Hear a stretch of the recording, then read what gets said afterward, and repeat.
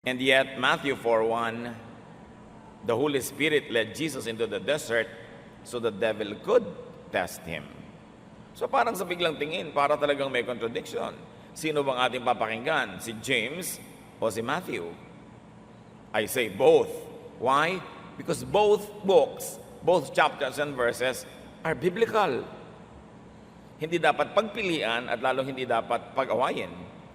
Does God change His mind? Nagbabago ba ng isip ang Diyos? The eternal God of Israel isn't a human being. He doesn't tell lies or change His mind. Exodus 32:11-14, Moses tried to get the Lord God to change His mind. So even though the Lord had threatened to destroy the people, He changed His mind and let them live.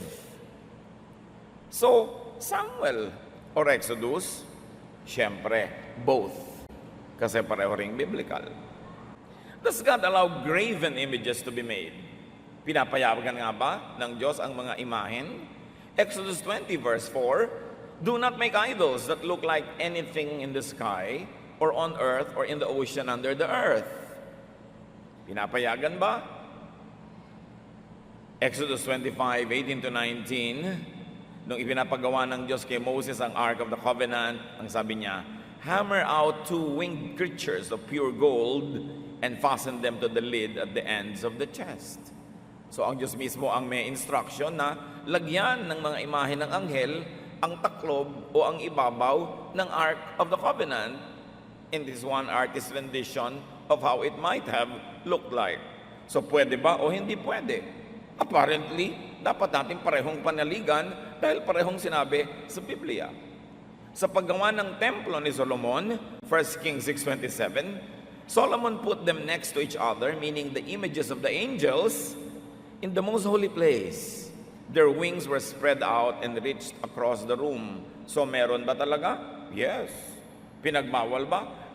Pinagbawal pa rin. So saan nga ba tayo lalagay? Ba't mo kailangan mamili? Pareho naman nasa Biblia. Si Jesus, when He sent out the disciples on missions, were the disciples asked to bring a walking stick? Matthew 10:10, and don't carry a traveling bag or an extra shirt or sandals or a walking stick. So no, huwag magdala ng tungkod. Mark 6:8, He told them, you may take along a walking stick. So yes, Matthew or Mark, I say both. Siguro mga kapatid, sa inyong pag-aaral, sa pagbabasa-basa nyo sa internet, ng mga libro, nakikita nyo na yung ganyan mga criticism. Sinasabi nila, ang daming inconsistencies ng Bible. Paano ka maniniwala dyan? Let's go on. Did anyone else go to heaven other than Jesus? John 3:13, no one has gone up to heaven except the Son of Man who came from there. 2 Kings 2:11, Elijah and Elisha were walking along and talking, when suddenly there appeared between them a flaming chariot pulled by fiery horses. Right away, a strong wind took Elijah up into heaven. So, wala pa daw nakapunta roon, pero si Elijah naman, nauna na pala. Did Jesus want to make disciples of Jews only? Talaga bang mga Hudyo lang ang gusto ng Panginoon na paglingkuran at gawing mga disipulo? Matthew 15:24, Jesus said, I was sent only to the people of Israel. Yet Matthew 10:5-6, Jesus sent out 12 apostles with these instructions. Stay away from the Gentiles and don't go into any Samaritan town. Go only to the people of Israel. So pang Israel lang ba siya? Yes, according to those verses. But Matthew 28:19, go to the people of all nations and make them my disciples. No. Hindi lang siya exclusive, pang buong mundo pala. So, Matthew or Mark? Both. Kasi parehong nasa Biblia. Will Jesus return in His disciples' lifetime?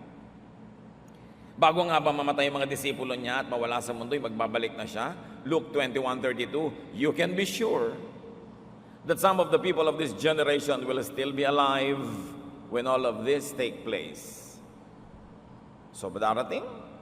2 Peter 3:4, didn't your Lord promise to come back? Yet, the first leaders have already died. and the world hasn't changed a bit.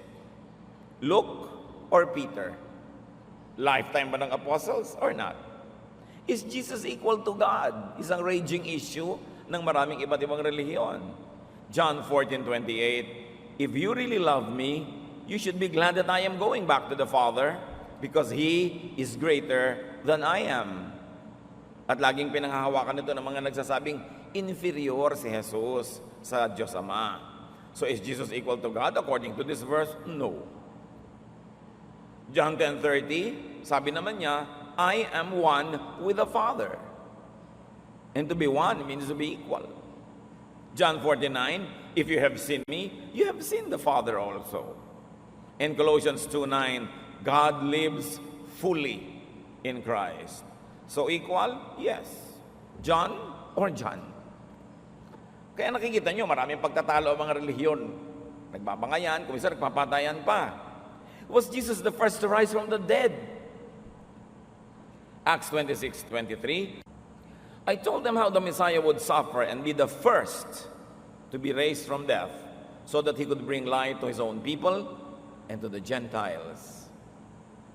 First, John 11:43-44, when Jesus had finished praying, he shouted, Lazarus, come out.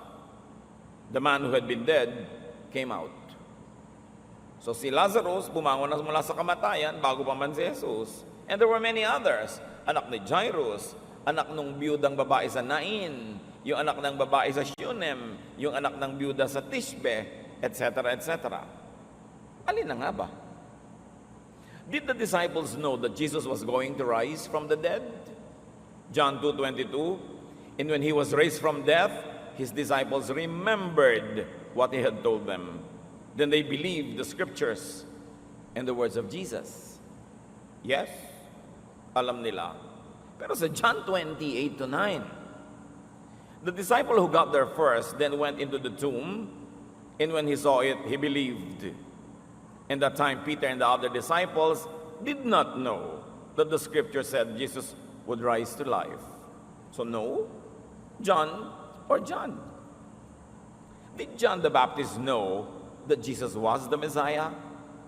John 1:34-36, I saw this happen and I tell you that he is the Son of God. The next day, John was there again, and two of his followers were with him. When he saw Jesus walking by, he said, here is the Lamb of God. So sabi ni John, ako nagpapatotoo sa inyo, nadinig ko ang tinig ng Diyos Ama sa langit, at sinasabing siya na nga ang Mesiyas. At nung naglalakad si Jesus, sabi niya sa mga followers niya, ayan, ang kordero ng Diyos na nag-aalis ng kasalanan ng sanlibutan. At ang mga followers niya, iniwan siya at sumunod kay Jesus. At sabi niya, he must increase, I must decrease. So alam ba niya? John 1 says yes. But Matthew 11:2-3, John was in prison when he heard what Christ was doing. So John sent some of his followers to ask Jesus, are you the one we should be looking for? Or must we wait for someone else? So dito naman, mukhang hindi niya alam. Did Paul's companions hear the voice that called him in Damascus? Kasi si Paul, nalaglag sa kabayo, may nadinig daw na tinig mula sa langit. Acts 9:7, the men with Saul stood there speechless. They had heard the voice, but they had not seen anyone. Acts 22:9, the men who were traveling with me saw the light, but they did not hear the voice. So narinig o hindi? At isa pa, napakahalaga mga kapatid, is all scripture inspired by God? Ang lahat-lahat ba ng bawat tuldok, kudlit, salita, taludtod sa Biblia ay talagang galing mismo sa Diyos, inspired and powerful? 2 Timothy 3:16, everything in the scriptures is God's word. All of it is useful for teaching and helping people and for correcting them and showing them how to live. Yet, mga kapatid, Satan talks in scripture. Marami siyang kasinungalingan, pandarayang sinabi doon. Word of God ba yun? Many liars in the Bible talked also and said their lies. Mistaken people talked and teached in Scripture. They taught in Scripture as well. And even Paul, who wrote many letters, says that at times, he talked only out of personal opinion. Tulad ng sabi ni Paul sa 1 Corinthians 7:12, "To the rest I say this, I, not the Lord." In other words, ako lang nagsasabi nito, hindi ang Diyos. So it was a personal opinion.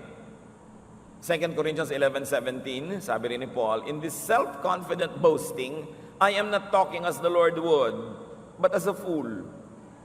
So itong aking mga pagmamalaki sa inyo, hindi ganito ang paraan ng pagsasalita ng Diyos. Paraan to ng pagsasalita na isang hangal, at ako'y nagsasalita ngayon bilang isang ganon. So, anong attitude natin sa lahat ng ito? Mahalagang pag-usapan. Kasi pag hindi natin pinag-usapan, ibinabato-bato lang sa atin ng mga outsiders yung ganitong mga argumento, at kumisa nagpapanggap na lang tayo hindi natin nakikita, o kakaroon tayo ng mga pagdududa at pag-iisip. Etong mahalaga mga kapatid, ano ang matututunan natin sa mga parang tinatawag na itong contradictions? What the seeming contradictions in the Bible can teach us?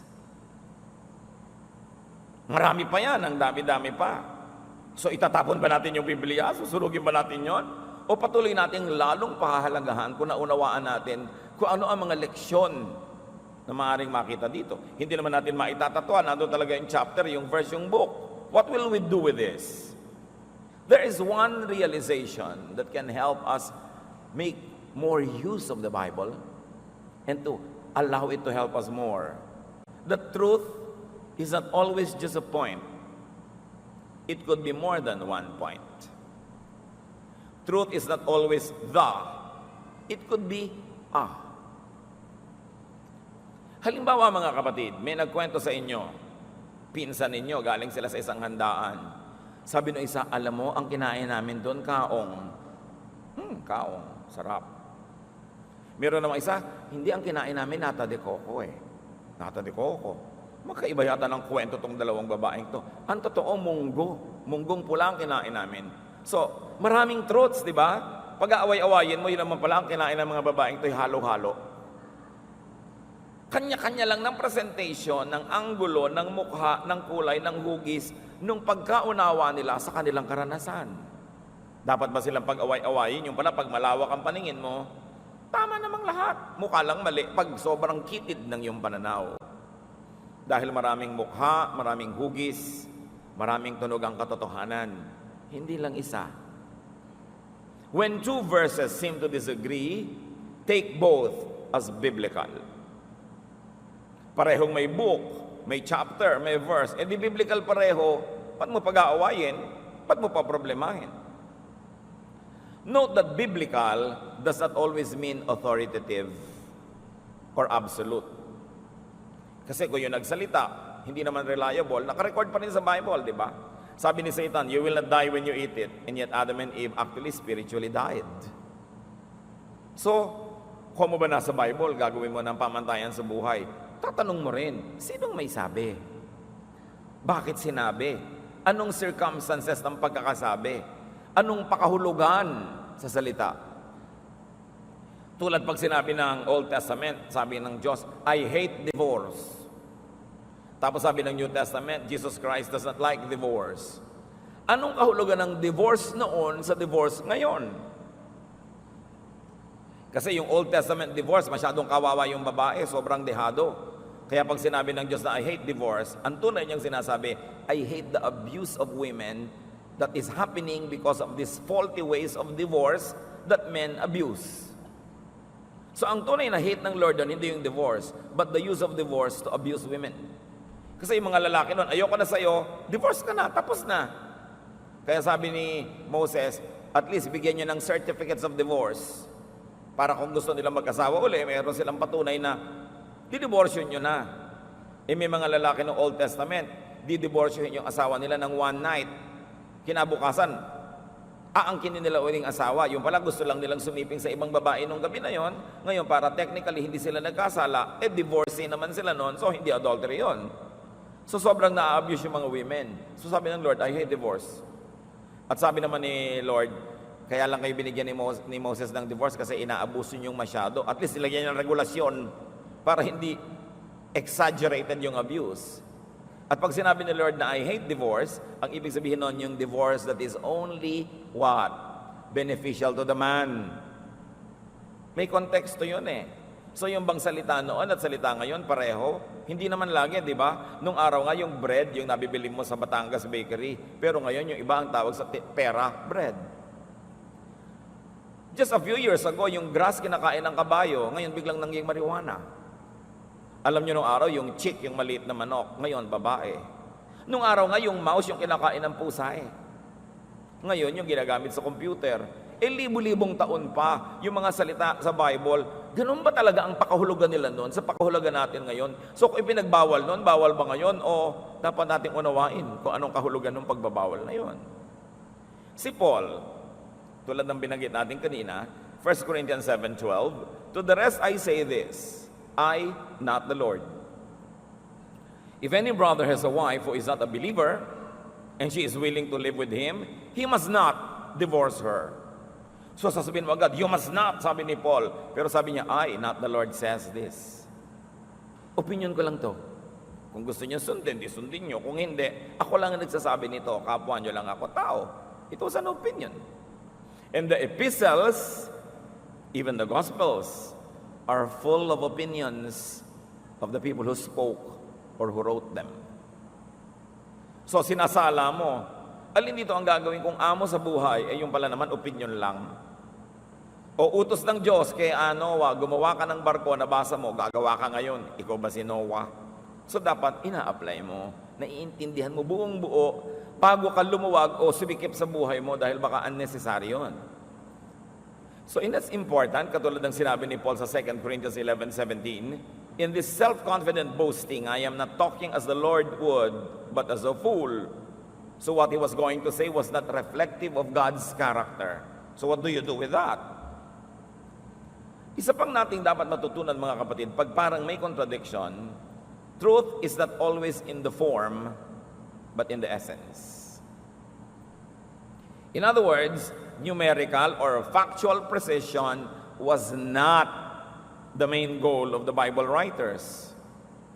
Remember na bago na isulat ang Biblia, ito muna ay sinasabi ng mga matatanda sa mga bata, ikinukwento, nire-recite, sinasaulo, nagpapasalin-salin. Pati ang mga sinabi ng Panginoon noon, nung siya nagtuturo, wala namang tape recorder, wala namang sekretarya na nagsulat niyan, walang diniktahan. Tinuro niya na itinuro, paulit-ulit niya itinuturo sa iba't ibang lugar. Kaya nung lumaon yung mga disciple niya, pag nagtuturo, inaalala nila ang turo ng Panginoon at kino-quote nila. Hanggang nagtandaan na sila, may next generation na naman ang naturuan sila, nagtuturo rin. At nasabi ng mga taong, teka, nauubos na ang mga matatanda na talagang nakakaalam ng mga katuruan na yan. So isulat na natin ang nagugunit at naaalala pa natin. That's why it was written. So, ang mahalaga, hindi mo pag-away-awayin yung mga numbers, mga precision na mga kung ano-anong lugar, mga panahon. Kasi it was recalled from memory. And not all memory is 100% precise. So truth is not always the form, but in the essence. And truth is not always in the body, but in the spirit. What do we mean? Halimbawa sa Matthew 14:20-21, sabi doon, there were 12 large baskets of leftovers, and 5,000 men ate. Pero sa Matthew 15:37-38, biglang 7 large baskets, at 4,000 men na lang yung kumain. So sasabihin mo, hindi naman reliable yung Bible. Doon sa isa, 5,000. Doon sa isa, 4,000. Tapos yung isa, 12 baskets. Yung isa, 7 baskets na lang. So itatanong mo sa sarili mo, were these 2 different events? Or 2 reports of the same event? Is this coming from 2 different oral traditions? But then you ask yourself, ano ba talagang mahalaga? What really matters? The specific and exact number of the crowd? Or the miracle that happened and the general truth behind it? Which is really true? Version 1 or version 2? Or the general agreement of the 2 versions na kahit yung isa 4,000 daw ang kumain, yung isa 5,000 daw ang kumain, isa lang ang katotohanan, libo-libo ang kumain. At isa lang ang katotohanan na pakain ni Lord ang libu-libong mga tao na wala namang pagkain pinanggalingan, kundi 2 pirasong isda at 5 pirasong maliliit na tinapay. So what is the important truth there? The precision of the numbers or the agreement of the stories that Jesus was so great that He was able to multiply little food to become so much that so many people were able to eat. Does it matter how many? Or will you look at the validation of the general truth and say, totoo nga, 2 kwento, magkaiba lang ng konting detalye, pero pareho ng diwa.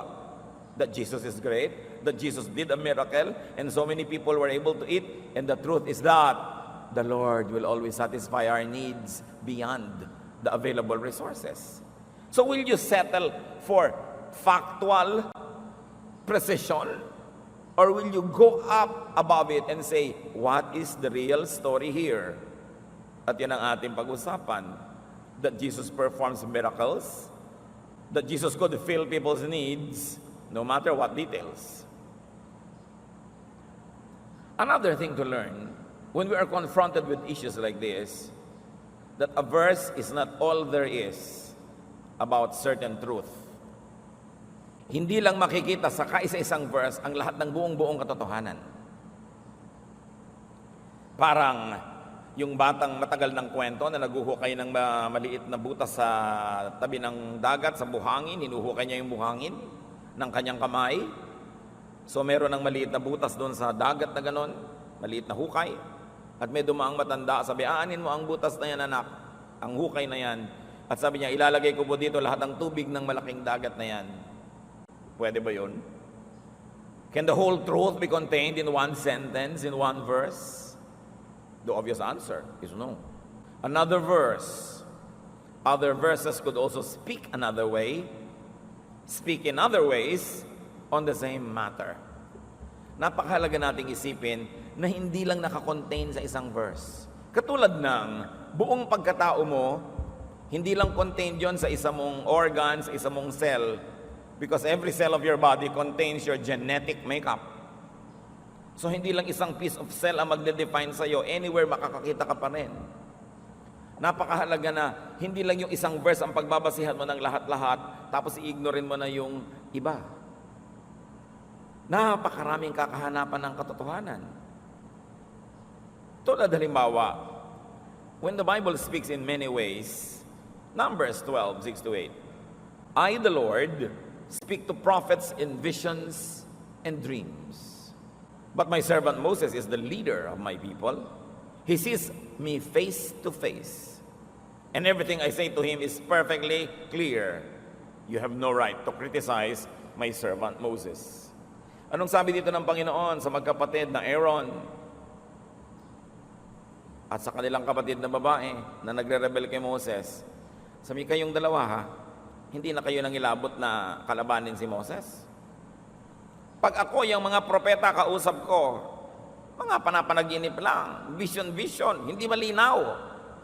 Pero yung Moses na yan, humaharap ako dyan, mukhaan kinakausap ko. Ang linaw-linaw ng sinasabi ko sa kanya, wala kayong karapatan na i-criticize siya. What is the story here? Na iba-iba ang revelation ng Diyos kahit sa mga propeta. Iba-iba ng linaw, iba-iba ng tindi, iba-iba. Kaya kuminsan, nagmumukhang magkakaiba sila na sinasabi. Kasi hindi rin nila lubos na nauunawa yung nakikita nila, inire-report lang nila. Bakit ganon? Sa gusto ng Diyos na ganon eh. Meron siyang gustong pagpaliwanagan ng kay linaw-linaw, tapos sa iba malabu-labu lang ng konti. Kaya may 5 taong nagbasa ng the same verse, yung iba may naintindihan, yung iba wala, yung iba super intindi. Kasi kanya-kanya ng revelation ng Diyos eh. Choice niya yun. Ngayon, si John, the beloved, mamamatay ba siya bago dumating ang Panginoon o hahaba ang buhay niya at iintay niya ang pagdating ng Panginoon? Pinroblema yan ng ibang apostles. John 21:22, Jesus answered, if I want him to remain alive until I return, what is that to you? You must follow me. So in other words, sabi na rin, ano ngayon sa inyo? Kung ano yung gusto ko para sa Kanya? Kailangan ba maintindihan nyo yon? Sumunod na lang kayo na kay Jesus na yon. Not only there's one way to speak, not only that there's one story, no? Namnamin niyo ito, yung paglikha sa tao. Genesis 1:26 to 27. God said, "Now we will make humans, and they will be like us." So God created humans to be like Himself. He made men and women. Sa unang report ng Genesis 1, nilikha ng Diyos sabay ang babae at lalaki. Malinaw yan. Kahit anong version ang basahin ninyo. Pantay. Parang yung ating sinaunang kwentong malakas at maganda. Sabay silang lumabas sa isang buho ng kawayan. Now, how about another reading? In the following chapter of Genesis, just the next chapter, Genesis 2:7, then the Lord God formed a man, isa na lang, from the dust of the ground and breathed into his nostrils the breath of life, and the man became a living being. Genesis 2:18, the Lord God said, "It is not good for the man to be alone. I will make a helper suitable for him." So clearly, nag-iisa naman ngayon. Genesis 2:21 to 23, so the Lord God caused the man to fall into a deep sleep. And while he was sleeping, he took one of the man's ribs and then closed up the place with flesh. Then the Lord God made a woman from the rib he had taken out of the man, and he brought her to the man. The man said, "This is now the bone of my bones and the flesh of my flesh. She shall be called woman, for she was taken out of man." So ngayon naman, una yung lalaki. Among the two versions, guess which became popular in Israel? The second one. Israel being a male-dominated society. And it led to a very different cultural development. But Genesis 1 and Genesis 2 offer us two accounts of the creation. Siguro marami sa inyo hindi nyo na nabalitaan yung una, no? Kasi talagang popular na popular yung pangalawa. Two creations ba to? Or two creation stories? Or two traditions telling the same story two different ways? The Bible did not explain, so just take it as biblical. Maraming ganung pagsasalita sa Bible hindi ganun kalinaw, mahiwaga. Paano nyo ilalagay ang buong dagat sa isang maliit na hukay? How can a finite mind totally comprehend an infinite God? How can the boundless universal messages from heaven be contained in the languages of people? How can the language of angels be translated into Cebuano, or Hiligaynon, or Bicolano? Magkakaroon yan ng translational problems and limitations. Kaya naman sinabi sa Romans 6:19, "I am speaking in human terms because of your natural limitations." Siyempre, tao kayo, pwede ko lang kayong kausapin sa mga salitang alam nyo. Halimbawa, may baby, kinausap nyo. Gaano karalinaw ang magiging usapan nyo nun? Siyempre, hanggang kayang unawain lang ng baby. Kung malaki ang agwat ng baby sa nanay, gaano kalaki ang agwat ng tao sa Diyos para maunawa yun ng lubos? May aso kayo, nakakausap nyo naman, sit, stand, sleep. Pero pwede bang sabihin, alam mo, medyo masama ang loob ko ngayon, nagdaramdam ako, pwede bang alu-aluin mo ako ng konti? Hindi na niya kaya yun, di ba? So, may limitasyon. Kaya ang sinasabi mo lang sa aso, sit, stand, good, bad boy. Ano ang limitasyon pag kinakausap tayo ng Diyos? Malaki. Kaya the same verse, Romans 6:19, sinabi ng Weymouth New Testament, "Your human infirmity leads me to employ these familiar figures." And the Message version says it this way, "I am using this freedom language because it is easy to picture." So pag sinabing merong lumilipad na anghel, ganun nga ba yun? May pakpak, may mga balahibo, o may iba pa bang sinasabi na yun lang kasi ang alam natin anghel? So yun ang gagamitin na terminology. Gaano kalaki ang pangunawa? Kaya dapat nga ang hinahanap mo yung diwa, yung espiritu, hindi lang yung letra, hindi lang yung forma. Kasi baka lumiit ang yung pangunawa. Biblical language is a concession. It is an accommodation of people's limits. Kaya mahalaga na may spiritual dimension ang pagbabasa, ang pag-aaral, ang pangunawa nito. Kasi maraming paraan ng pagsasabi, maraming paraan ng pagbasa. May mga nagpipilit naman, literal lang daw ang pagbasa sa Biblia. The Bible is a literary work. Naturally, may mga bagay dyan na literal, pero sobra kang malilimit pag ginawa mong literal lahat dahil marami talaga symbolic. Ang Panginoon nga may sasabihin, ang akala ng mga disciples niya, literal, kaya hindi nila naintindihan, yung pala talinghaga. Alam nga naman tanggalin mo ang talinghaga sa pag-unawa. Talaga bang matalinghaga magsalita yung matatanda noon? Una, maririnig nila ang mensahe ng Diyos, maybe in a spiritual language. Pero paano nila gagamitin sa wika nila? Pipili na sila ng mga limited words and vocabulary to write it. And yet, the way they write and they choose the words, matalinghaga pa rin. Dahil ganun talaga yung matatanda nung araw. Mga paligoy-ligoy, matatalinghaga, paulit-ulit. So may challenge na naman how to understand it now in our present generation. Yung bang sinasabi ng lola mo is what you think she's saying? Sabi ng lola mo, lagi ka na lang gabi ng umuwi. Di ba? Nagagalit ka ngayon, ang hipit ng lola mo, pero ang tunay niya palang sinasabi, inip na ako, miss na kita, sana aga-agahan mo naman ang dating mo. Pero iba yung words. That's what we mean, letter and spirit of the ideas. Masalimuot na gawain para umunawa ng mga spiritual na mga mensahe. Again, ang gagawin mo lang, kung may parang hindi nagkakasundong verses, huwag pag-awayin ang verses, at huwag ding pag-awayin ng versions. Meron pa magtatanong, ito lang po bang isang X version na ito? Ang tanging kaisa-isang authorized, powerful, and blessed by God? Ang daming ang version, basahin mo lahat para kung ano yung hiyang sa'yo na language, ano yung kaya mong maintindihan na terminology, di yun ang bagay sa'yo. Yung iba kasi nilimit na nila yung salita ng Diyos, literal lang, at nilimit pa nila yung Biblia, isang version lang. Kaya committed ang pag-iisip. Kaya ka ba naman patayin ng ibang verse? Sabi ng isa, huwag kang magbabasa nitong version Y, kasi may mga mali-maling words dyan. Pero kaya ba akong patayin ng a few maling words? Because the same idea will be discussed in another book, in another chapter, in another verse, paulit-ulit. Kaya meron mang 2, 3, 5, 50 imprecise translations of the same idea sa natitirang 2,000 pang mga verses talking about it. Lalabas pa rin yung dapat lumabas. The Word of God is unpoisonable. Dahil parang gin yan. Bawat book, bawat chapter, bawat verse actually talk about the same thing. God's love for us, God's salvation, and the work of Jesus that people look forward to and backward to. Kahit ano pang basahin mo, doon ka rin uuwi. Kaya may mga words man halimbawa na iba yung translation ng King James, iba yung NIV, iba yung CEV. Huwag yung pag-away-awayan, di basahin nyo lahat para makita nyo yung mas malawak na trabaho ng mga scholars. Importante, hindi ka limited to one verse. May mga relihiyon, one verse lang talaga tinutungtungan nila, yun na.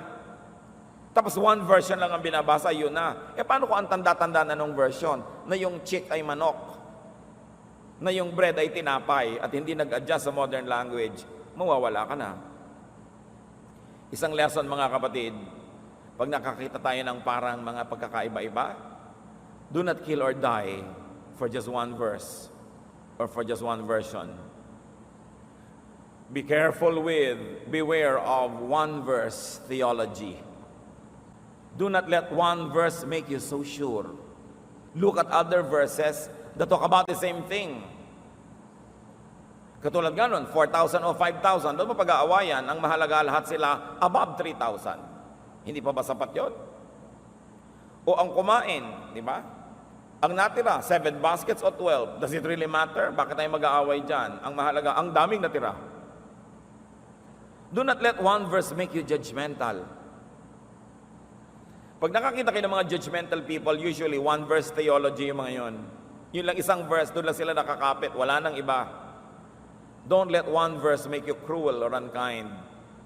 Because another verse on the same topic could teach or allow you to be kind and accommodating. Bakit may mga mahihigpit at may maluwag? Parehong mananampalataya. Bakit may mabagsik at mayroong nourishing?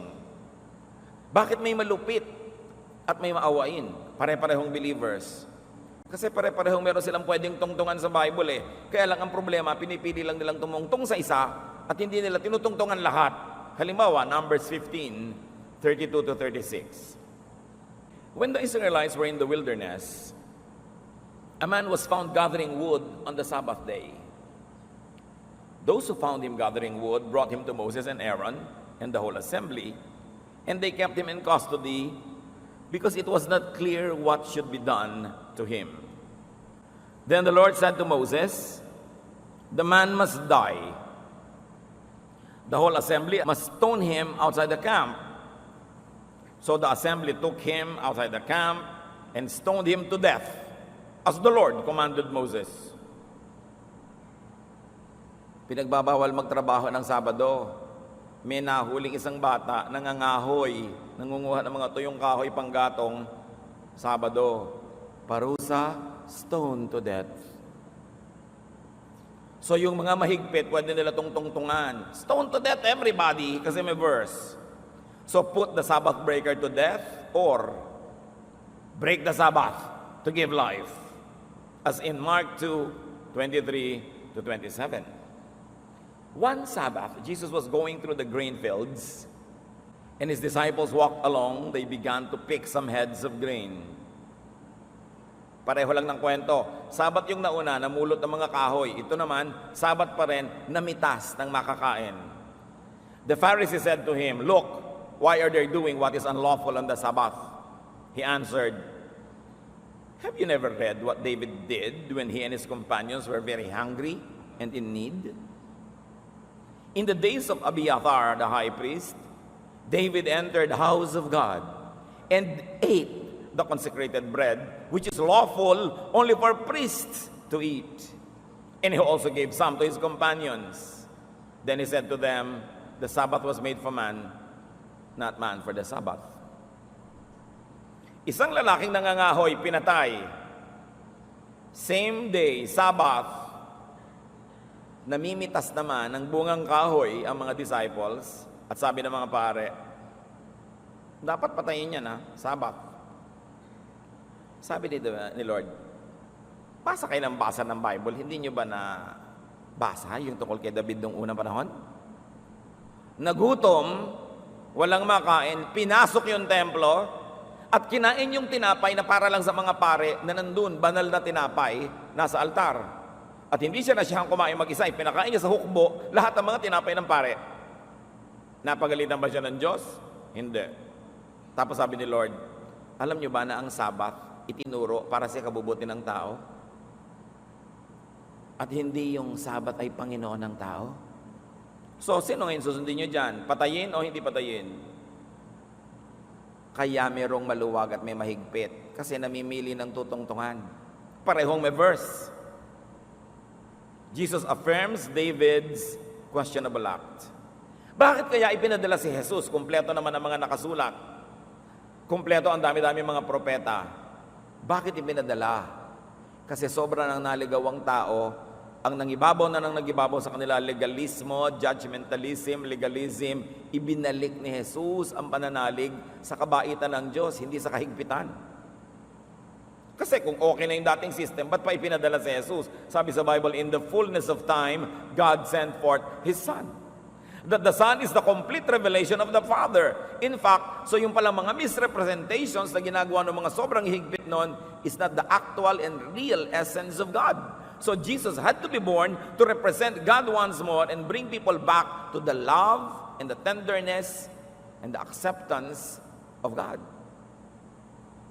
Mark 2:27, isang version lang, Jesus finished by saying, people were not made for the good of the Sabbath was made for the good of the people. So mayroong banal na tinapay para lang sa mga pare, nagugutom na yung mga tao, di kainin, sabi niya, kaya ang pagkain, ano bang mahalaga, mamatay sila sa gutom, para huwag nilang gagalawin tong consecrated bread, o kainin nila, gumawa na lang na ibang tinapay uli. Alin ba ang mahalaga? Legalism o yung practical need ng mga tao? Galatians 4:4, but when the time was right, God sent His Son. Right for what? Right for balancing, for correction, for return to the spirit of the law, because people were so tied to the letter of the law. Matthew 17:5, while Peter was still speaking, the shadow of a bright cloud passed over them.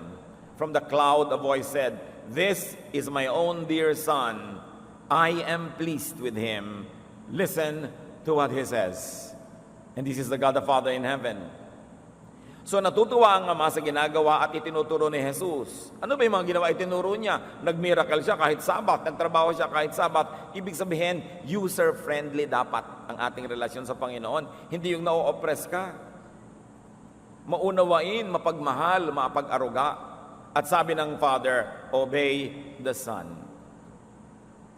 Anong ibig sabihin nun? Obey the Son in spite of and above any prophet or disciple or apostle or leader. Pag may nakita kang religious teaching, lagi mong sasabihin, anong sabi ni Jesus tungkol dyan? Yes or no? Yes. O di yes. Kahit ang sabi ng sino man dyan ay no, sabi ni Jesus yes. Accept ba o reject? Sabi ni Jesus, accept. Di accept. Kahit sinasabi ng iba, reject. Anong sabi ni Jesus tungkol dyan? Walang sinabi. O di hindi siguro ganun kahalaga, hindi niya inungkat. Bakit natin pinaproblema ngayon? Di quiet na rin tayo. Because you must obey the Son. The Son is the way, the truth, the life. Leviticus 20:10. Tingnan nyo ito. If any of you men have sex with another man's wife, both of you and the woman will be put to death. Pero ng panahon ni Lord, yung woman na lang ang pinapatay. Hindi rin nila sinusot yung mong law. Kasi yung mga men ang dominant sa society So babae na lang babatuhin. Pinabato ba ni Lord? Ang gusto ng mga tao, death to sexual offenders and sinners. Obey this or obey Jesus? Kay Jesus, let the sinless kill the sinner. Therefore, no one could kill the sinner. John 8:7, nang yung babaeng nahuli sa pangangalo niya ay dinala kay Jesus, tinatanong nila, babatuhin ba ito ngayon ayon sa ating mga batas?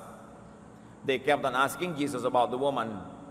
Finally, he stood up and said, if any one of you have never sinned, then go ahead and throw the first stone at her.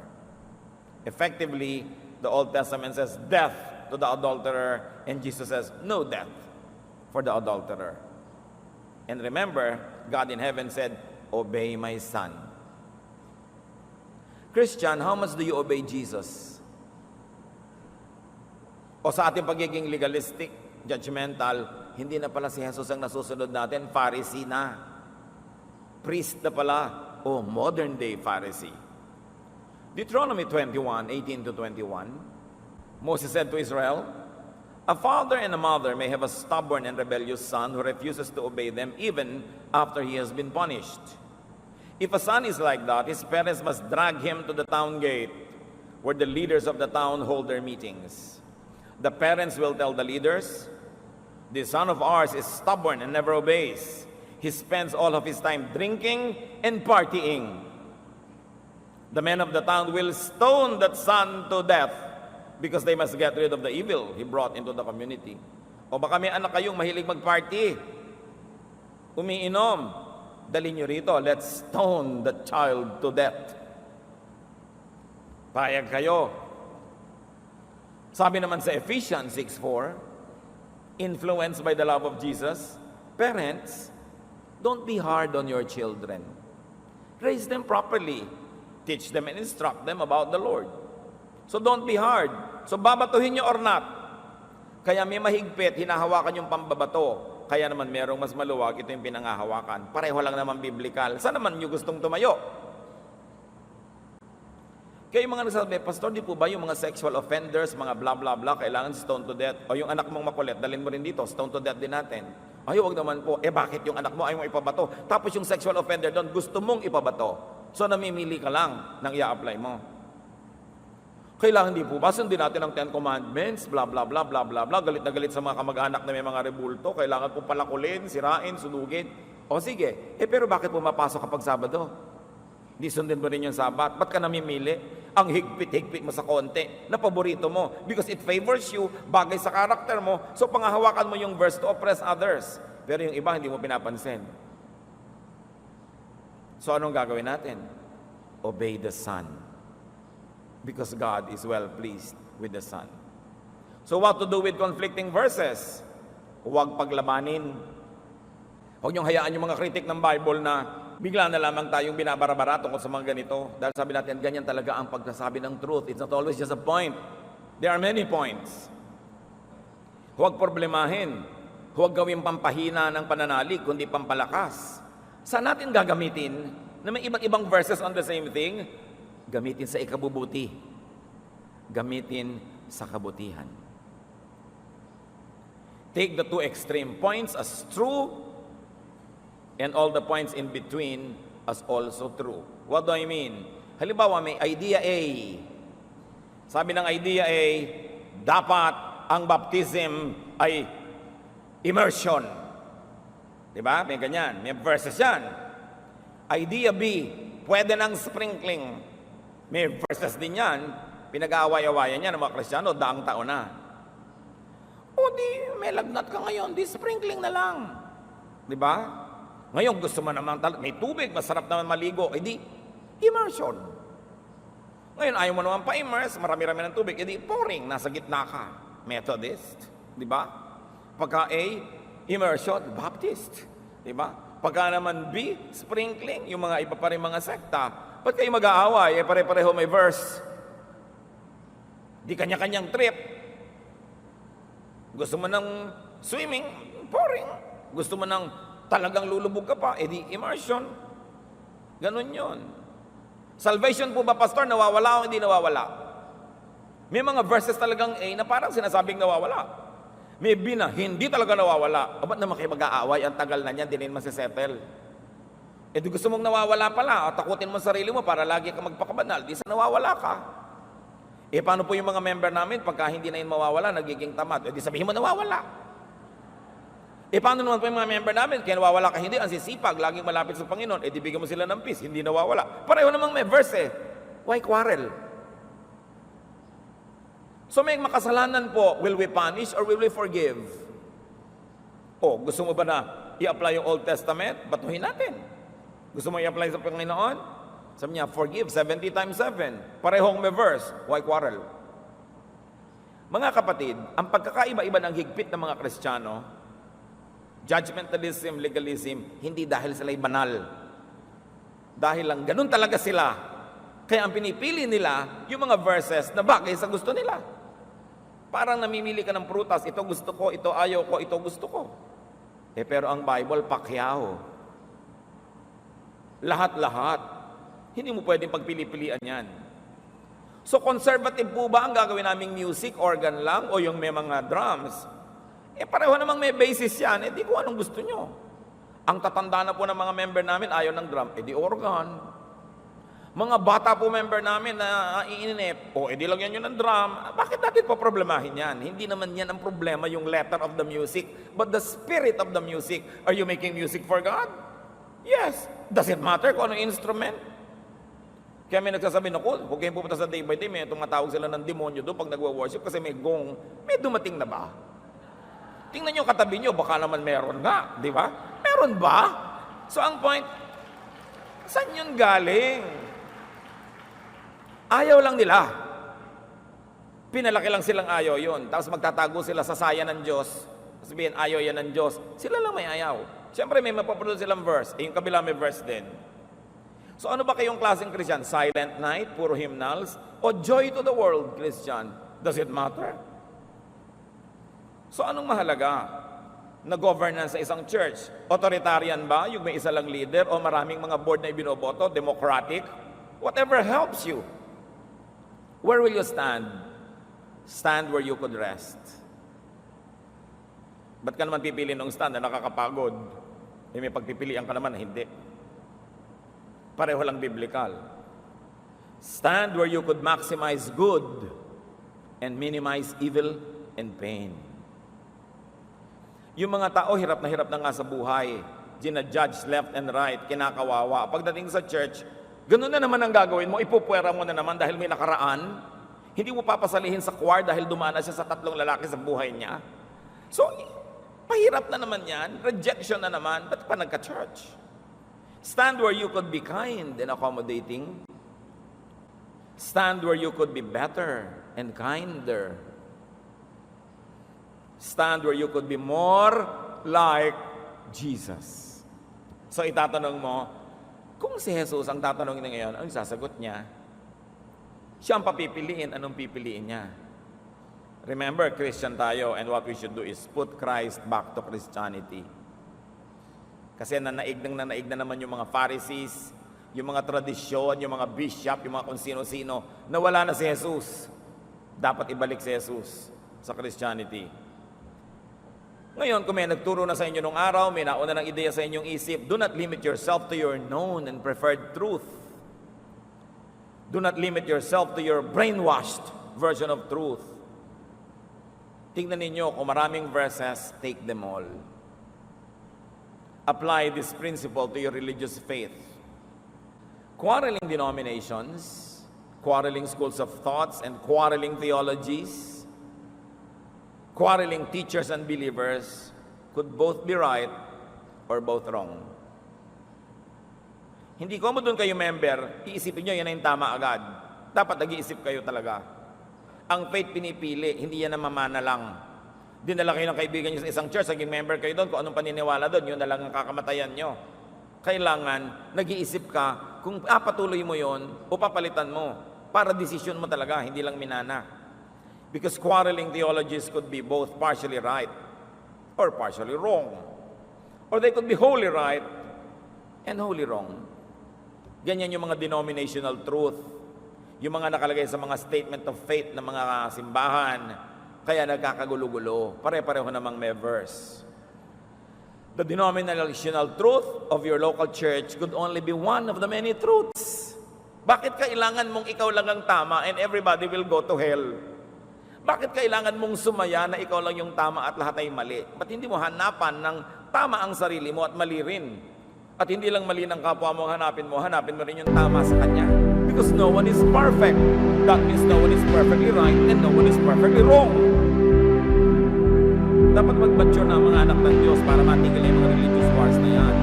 Because truth is not always simple or simplistic. Truth could be very complex. John 18:37 to 38. Nag-uusap si Pilate at si Jesus. Sila lang dalawa sa loob ng bahay kasi hindi pumasok yung mga nangaakusa kay Jesus sa bahay ng isang Gentile. Sabi ni Pilate, so you are king? Pilate replied, you are saying that I am king. Jesus told him, I was born in this world to tell about the truth, and everyone who belongs to the truth knows my voice. Pilate asked Jesus, what is truth? Ang lalim na usapan, ang ganda-gandang interview. Sabi ni Pilate, so hari ka pala. Sabi naman ni Lord, ikaw ang nagsasabing hari ako. In other words, hindi ko sabi yan, sabi mo. Isinilang ako para magturo ng katotohanan. Yung kasali talaga sa katotohanan, madidinig ako at maintindihan. The unsaid is, yung talagang wala sa katotohanan, kahit anong mangyari, hindi niya ito maintindihan. Sabi bigla ni Pilate, ano ba ang katotohanan? Ang gandang usapan, dahil yan talagang dapat hinahanap natin sa buhay. Ano ba ang katotohanan? Hindi lang yung ano ba ang totoo. Ano ba ang katotohanan? Mas malaki yun eh. Diba? Halimbawa, ano ba ang totoo? Babae, natulog ka ba sa ibang bahay nung gabi na yun na wala ang mister mo or not? Ang totoo, natulog ka. Pero ang katotohanan, either nagtataksil ka pala o nag-overtime ka ng trabaho doon. So, may totoo at may katotohanan. May spirit at may letter ang bawat bagay. Ang dapat tinitingnan natin yung spirit. Now, fundamentalism, dogmatism reduces truth to its most simplistic and limited form. Pinapababaw, pinapaliit, pinapakipot ng fundamentalism and dogmatism ang katotohanan. Ginagawa nila isang tuldok lang, ito lang, and everything else is wrong. And why is it right? Because we believe it is right. Because we like it, therefore it makes us right. So nakikita niyo yung selfishness ng dogmatism. Truth that is reduced, oversimplified, and manipulated could take the form of untruth. Kahit totoo yan, pag mali ang gamit, masama na rin. Parang gamot. Sabi, iinom po kayo nito, iinumin nyo lahat itong 30 tablets. Opo, ininom mo lahat sabay-sabay, namatay ka. Tama pa rin, ininom mo. The letter was followed, but not the spirit. The spirit says, isa sa isang araw. So, hindi ko mo tama yung ginagawa mo manually, methodically, tama ka na nga. But then let's remember, Jesus is the way. Yan ang sabi ng John 14:6. And the Jesus movement was called the way. Hindi naman sila tinawag doon na Christianity eh. Ang unang tawag, the way, yung daan. Acts 9:2, if he found any there who belonged to the way, he might take them as prisoners. So what is the way? The Jesus way is the way. Matthew 11:28-30 tells us of the Jesus way. If you are tired from carrying heavy burdens, come to me and I'll give you rest. Take the yoke I give you, put it on your shoulders and learn from me. I am gentle and humble, and you will find rest. This yoke is easy to bear, and this burden is light. This is the description of the ministry of Jesus, of the way of Jesus, and this should be the description of our ministries, how we deal with each other, and how we do church. What is the Jesus way? It is the kinder stand. It is the easier burden. Bakit papahirapin? Pwede naman padaliin. Sabi ng Lord, kung pagod na kayo sa relihiyon, pagod na kayo sa pagsunod sa mga hindi nyo naman masunod-sunod, pumunta kayo sa akin, magaan ang ipapagawa ko sa inyo. I am humble, I am gentle. It is the way that you would like to take when you or your loved one fall short of God's glory. Gagawa ka ng policy ng church. Anong gagawin sa mga batang hindi pa kasalay nagbubuntis? Di ang strict mo, blah, blah, blah, blah, blah, blah. Pero itanong mo, kung nangyari sa anak mo yon, anong gusto mong policy?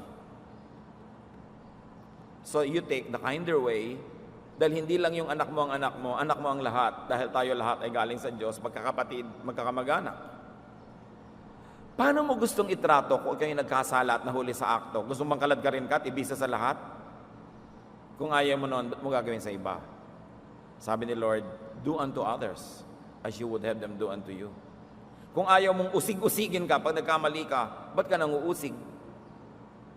Kung ayaw mong i-bulletin board ka, ipulpito ka, ipahiya, bakit gusto mo mangyari sa kapwa mo yun? The Jesus way is the kind way. But yan, if you want to be unkind, you can find a verse. You will always have a verse. Stone people to death, kill them. But is that the Jesus way? Kaya nga ipinadala yung anak para timplahin ang sumobra, balansihin ang tumimbuang na at tumaob, at ibalik ang pag-ibig sa pananalig. Hindi lang yung literal at legal na mga do's and don'ts. 2 or more verses of the same story, of the same issue, of the same teaching. What do you do with that? Take both. Take all as biblical. And thank God because now you can choose where you like to stand. Dahil parehong meron. You will choose a life verse. You will choose a way to deal with people.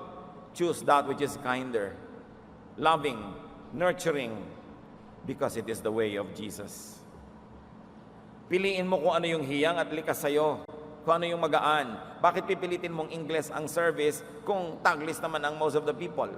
Bakit pipilitin mo ng Ingles kung nandun ka sa Ifugao na nasa isa kang tribo doon na ang gusto nila yung kanilang wika? Dapat pinipili mo kung anong hiyang, kung ano yung user-friendly. Pare-pareho lang naman ang halaga yung mga languages, mga format. Ang mahalaga, alin ang magaan, alin ang hiyang, alin ang kapakipakinabang, ito yun ang gamitin. May nagsasabi, Pastor, magpapapasok po ba tayo ng mga naka-jogging pants? Di po ba dapat dress? Marami nagja-jogging dyan, pauuwiin mo pa para magbihis. Buti nga attend. So ano yung maluwag? Ano yung magaan? Ba't ang arte-arte natin tungkol sa damit? Basta manuwag hubot-hubad dyan na naligalig na tayo nung dumaan siya. Bakit kailangan sobrang mahigpit, sobrang maarte? No? Whatever you choose, whatever verse you like to live by, do not judge. Do not belittle. Do not demonize the other choices and the other choosers. Respect your fellow believer. We are all fellow seekers. What we know is little. What we do not know is immense. A person who thinks he knows everything and says so is a dangerous person. Pare-pareho lang biblical. So both sides now. God gives you a choice. God is God of love. Sabi ni Jesus, I am truth and truth sets free. Ama namin, salamat dahil pwede namin harapin itong mga issue na ito from a very mature point of view, na lalo namin kayong na-appreciate. Lalo namin na-appreciate yung Biblia. Maraming mga paraan ng pagkukwento, maraming mga estilo, pero iisa lang ang mensahe, nilikha mo kami, kaya nauna ang babae o ang lalaki o sabay, does it matter? Nilikha mo kami, galing kami sa inyo, at babalik kami sa inyo dahil sa ginawa ng iyong anak na Jesus na kami iligtas. Binigyan niyo ang mga tao noong unang panahon ng mga mahihigpit na mga batas dahil kailangan nila for nation building, dahil kailangan nila sa kanilang mga emergency needs.